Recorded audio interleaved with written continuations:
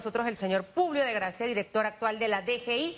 Y le decía al señor Publio, todavía no se sabe quién va a ser su reemplazo. Por ahora no, pero bueno, estamos preparados allí para atenderlos. Como tengo que reconocer, la administración pasada también nos atendió, así que con mucho gusto estamos dispuestos ahí para conversar y poder impulsar. En un mes es suficiente hacer una transición, estamos a un mes y un par de días, ¿no? Mira, al final, Susan, esto es una curva de aprendizaje, no es tan fácil. Buenos días, que no le deje a todos. Por lo tanto, que seguro la persona que pueda relevarme va a hacerlo bien. Nosotros vamos a dejar las cosas para facilitar que la administración que nos siga pueda tener más herramientas y más facilidades para poder ayudar a los contribuyentes y pueda también estar con el compromiso de atender la recaudación de ingresos. Es muy importante saber, señor Publio, ¿qué recibe usted? ¿Qué está dejando en este momento para la nueva administración? Una institución que ha sufrido todos los efectos de la modernización, automatización, digitalización. Caso muy parecido, por ejemplo, a Pasaportes, que ha sido una institución que ha ido en crecimiento con el pasar de las administraciones, sin importar quién venga, porque al final hay temas que tienen que ser temas de Estado y no manejarse de una manera política. Y creo que sería interesante esta mañana conversar qué recibió Publio en el momento que recibe la Dirección General de Ingresos y toda la transformación que ha hecho durante estos 5 años. Mira, como bien lo apunta Susan, nosotros recibimos una administración tributaria en un proceso también de modernización. El caso de la factura electrónica recibimos un plan piloto. Nosotros le dimos continuidad al punto que hoy ya más de 42% de los contribuyentes utilizan factura electrónica. También encontramos un sistema iTax 2 bastante robusto que necesitaba un proceso de nuevas adaptaciones, y eso es lo que hemos venido realizando. Casi duplicamos los trámites en línea. Encontramos una administración tributaria también con importantes retos relacionados, por ejemplo, intercambio de información. Logramos salir de la lista gris de Gafi. Estamos pronto en un proceso de salir de la lista del Foro Global de la Unión Europea. Todo es un proceso y, como bien apunta Susan, son políticas de Estado y que hay que darle continuidad. No se trata de un gobierno, lo haya hecho bien o lo ha hecho mal.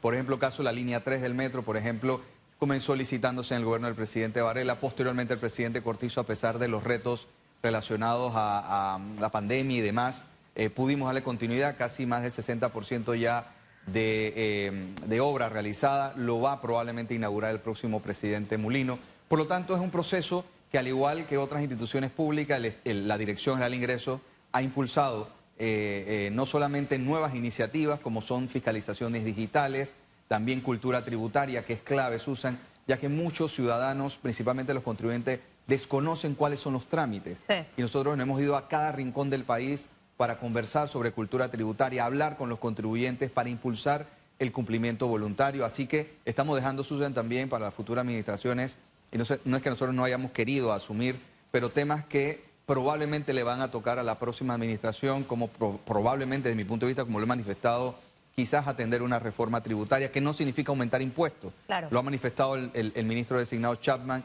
La importante necesidad es que es atender los subsidios, atender los temas de exoneraciones y beneficios fiscales, quizás ampliar y mejorar la presión fiscal, ampliando un poquito la base, el tema de la economía digital. Todos esos temas nosotros ya tenemos estudios, tenemos propuestas para que sean discutidos en el futuro y que seguro van a ser un reto para la próxima administración. Y nosotros, como ciudadanos, y quizás que hayamos estado en la administración tributaria, cuenten con todo nuestro apoyo para poder transformar y seguir transformando la administración tributaria, que al final, Susan, la gente, a nadie, Susan, a ti no te gusta pagar impuestos, yo siempre lo he dicho, a nadie, evidentemente, claro. Por eso se llaman impuestos, pero son la clave de la democracia. Si Susan no contribuye, y tú que nos estás escuchando y nos estás viendo, no contribuyes con tus obligaciones tributarias, no podemos tener bienestar. El Estado no tiene dinero suficiente para poder atender las tantas necesidades que tenemos los ciudadanos y evidentemente como Estado. Dentro de todo ese panorama que nos ha planteado esta mañana, licenciado Publio, anteriormente, ¿cuánto se recaudaba? Hablemos de la administración pasada y hasta cuánto llegamos en recaudación durante estos 5 años. Bueno, esto es que el saqueo de la Biblia recogió más impuestos, pero eso también hace que aquellos empresarios que no eran responsables, que evadían impuestos, que no pagaban, todo ese programa de adaptar el sistema para que también se pusieran al día. Creo que va a ser interesante. ¿Cuánto se recaudaba antes? ¿Cuánto estamos recaudando en este momento? Y usted hablaba del tema de la factura electrónica y que ya la mayoría de las empresas están abocadas a esto. Este proceso de cierre de la facturación, ¿cuándo terminaría? Esa sería la segunda. Arranquemos con la primera. Mire, evidentemente en nuestra administración, y es un tema estadístico, no se trata de mirar por el retrovisor, llegamos con un presupuesto en el año 2019 retador, según nuestros análisis quizás no llenaba, era real, por lo tanto la recaudación del 2019 fue una situación por debajo de lo presupuestado, es más, creo que hasta por debajo del 2018. El año 2020 comenzamos los primeros meses, como lo hablamos con el ministro Alexander, un avión en la pista comenzando a subir y ¡boom!, cayó la pandemia. Del 2020 al año 2021, más de 4.000 millones de balboas se dejaron de recaudar, y no es porque la DGI no recaudaba, sino más bien no había una actividad económica que sustentara la recaudación. A partir del año 2022 comenzamos a recuperarnos al punto que el año pasado tuvimos una recaudación récord en ingresos corrientes e ingresos tributarios. Evidentemente, Susan y amigos televidentes, la presión tributaria de Panamá es la presión tributaria más baja de Latinoamérica y muy probablemente del mundo. Y cuando hablamos de presión tributaria o presión fiscal, para explicarle fácilmente a los que nos están escuchando y viendo, es cuando empresas y personas naturales no contribuimos o no hay impuestos o más bien acciones de la administración tributaria para que personas naturales y jurídicas contribuyan con el Producto Interno Bruto o lo equivalente al Producto Interno Bruto. Panamá recauda o tiene una bendición que son los ingresos no tributarios, como es el caso del Canal de Panamá, que este año hemos visto los primeros meses o a partir del año pasado, lamentablemente producto del cambio climático, hemos visto el impacto en el tráfico de los buques, lo que ha mermado también la recaudación de impuestos no tributarios, incluye lotería, que también, por ejemplo, estaba leyendo que ha venido en una importante baja en comparación con el año pasado. Por lo tanto, también tenemos esos retos. Por lo tanto, la presión tributaria del país hay que revisarla. Eso no se trata de aumentar impuestos. Siempre digo, hay exoneraciones, Susan, beneficios fiscales que hay que entrar a revisar. ¿Cuáles? Mira, Susan, yo no quiero individualizar, porque sería injusto, ya que tenemos un borrador, tenemos una propuesta para la discusión no solamente de las autoridades entrantes, sino también en la sociedad. Y creo yo que tenemos que ir de manera poco a poco, reduciendo qué beneficios fiscales ya no son de impacto realmente para la economía del país y que está mermando la recaudación.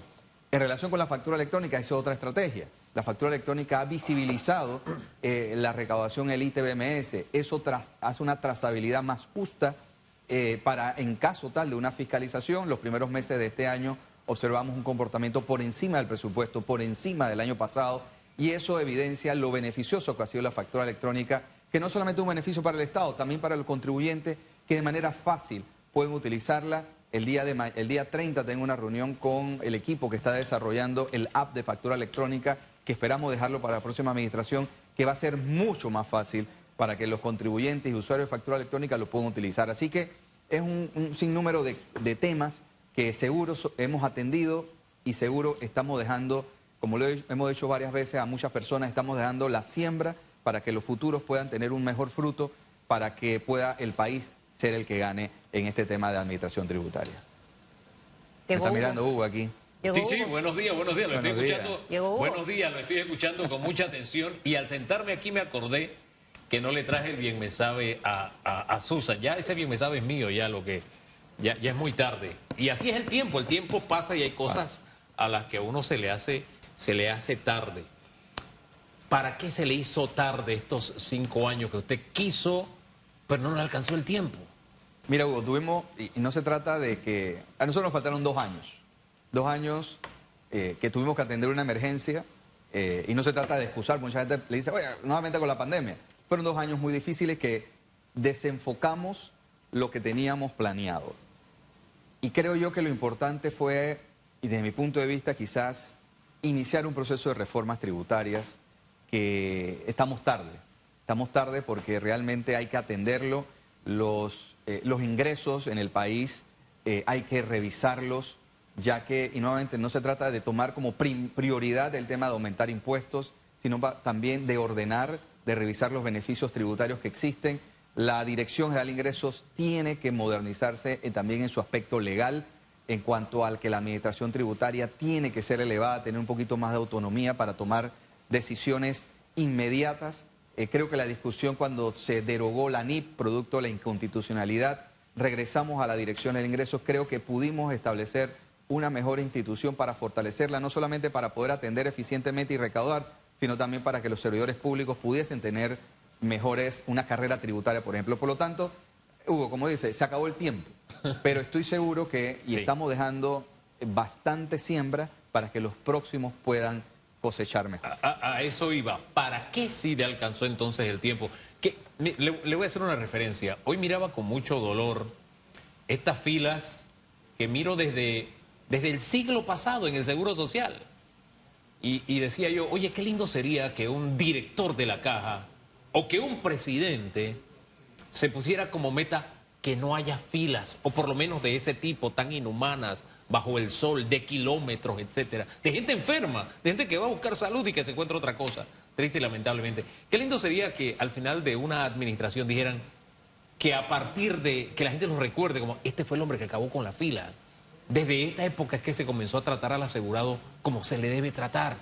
Así veíamos el tema del tranque, ¿no? Que también administración tras administración tras administración, y es exactamente lo mismo, ¿no? Entonces, le uno esa reflexión que hacía en el noticiero hace unos minutos con usted.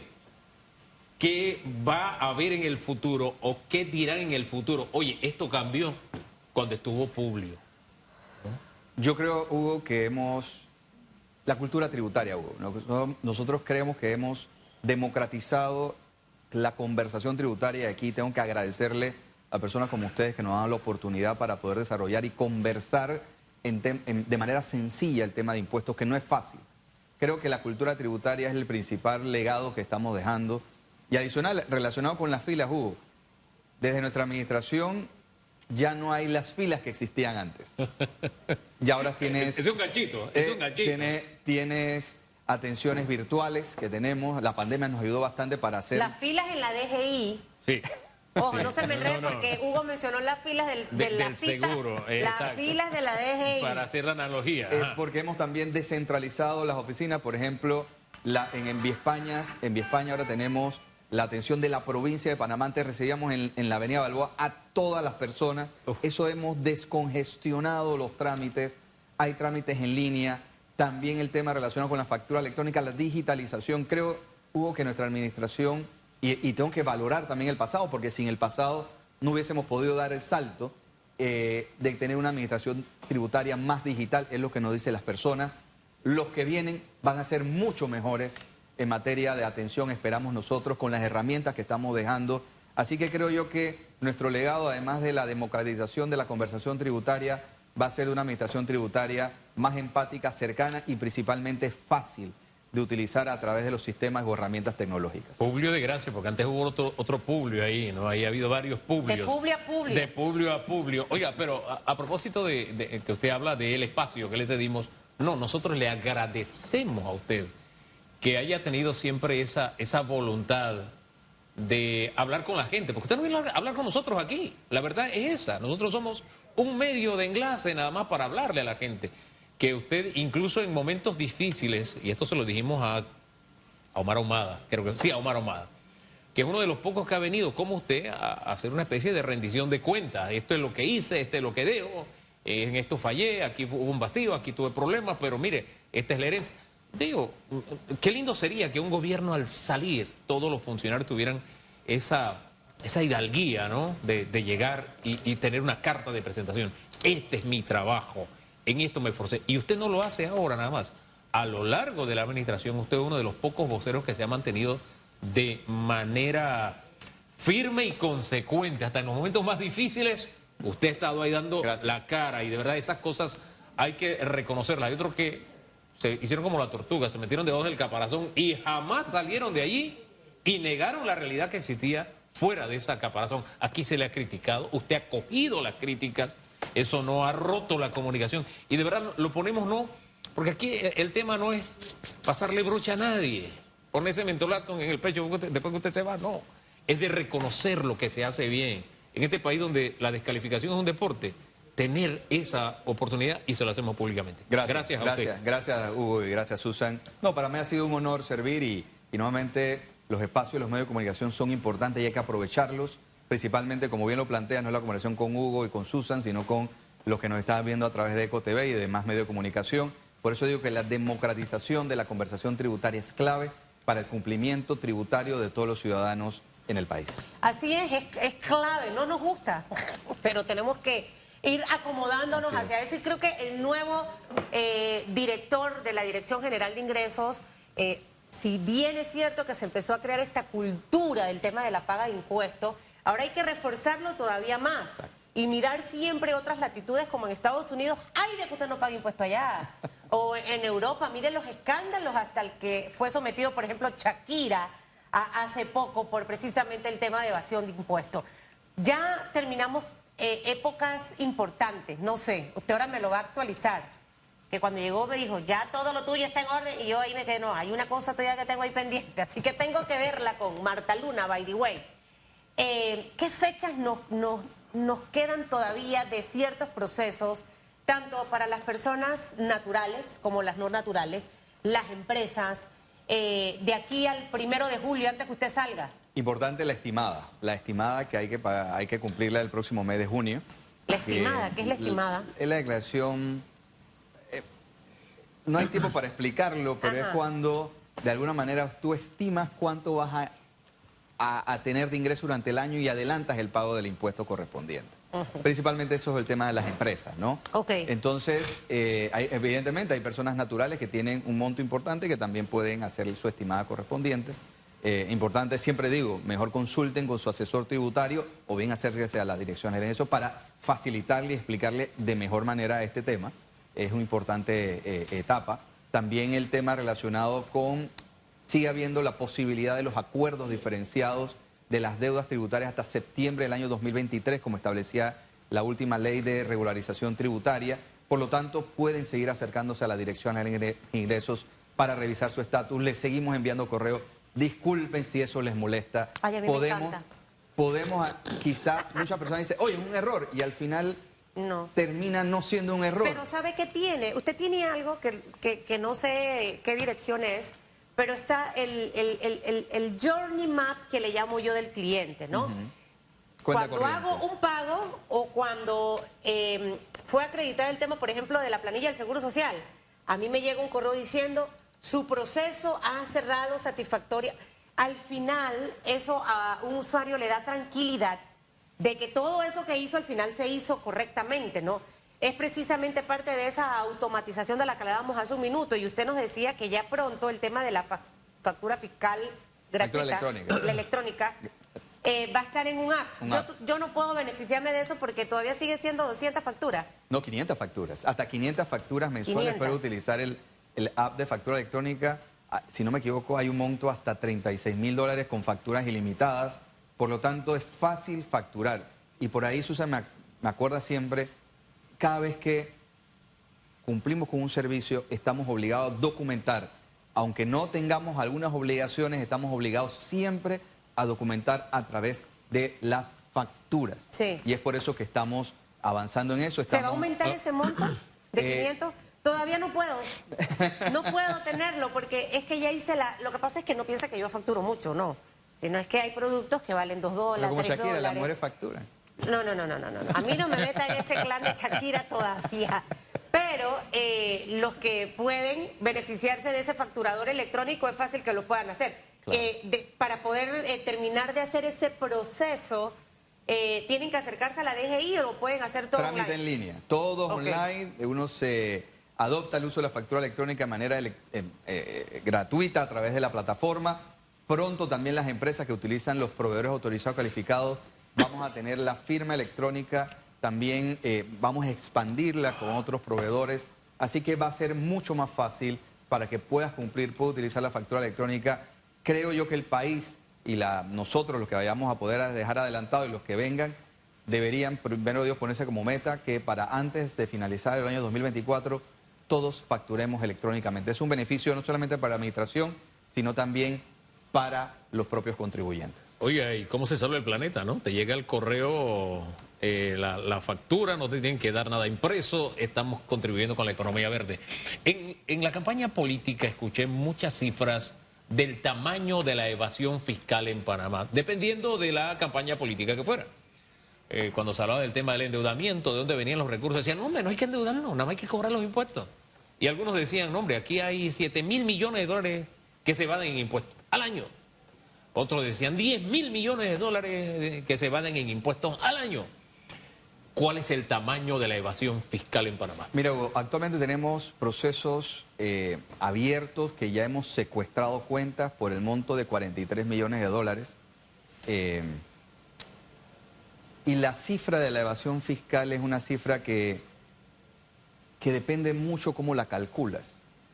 Y nosotros lo que hemos identificado, Hugo, es que la evasión radica principalmente o se escuda a través de los beneficios tributarios.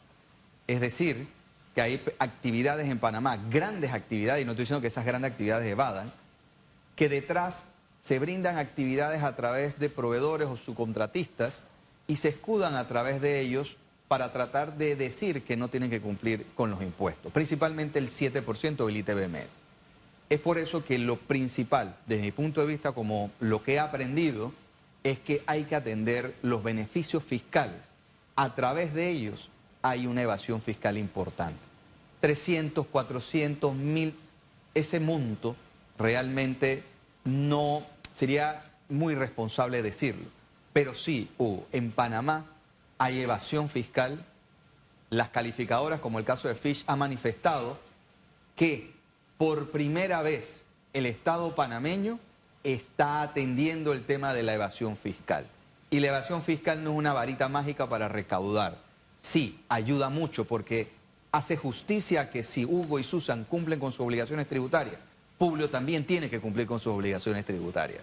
Y eso hace justicia. Hace lo que hacen en otros países, que la gente no es que le tenga temor a las administraciones tributarias, sino más bien respeto, y que sabe que la administración tributaria va a encontrar o va a buscar que estás cumpliendo o no con tus obligaciones. Y eso se hace a través de la tecnología, y esa es la mayor herencia que estamos dejando para el futuro, para que puedan las próximas administraciones recaudar mejor y más eficientemente. Hombre, para tener una idea nada más, disculpe, y recordar a un pensador, decía Benjamin Franklin, hay dos cosas que no se pueden evitar en esta vida: la muerte y el pago de impuestos. Eso en el sistema estadounidense, Susan, disculpe. Y habría que buscar algún método, déjele ahí una idea al nuevo director, o cuidado que se quede usted, ¿no? Bueno, no, creo que es seguir. Espere, se estaba tomando agua. Ah, ok. Y que me quiero como resfriar y entonces me quedo sin aire.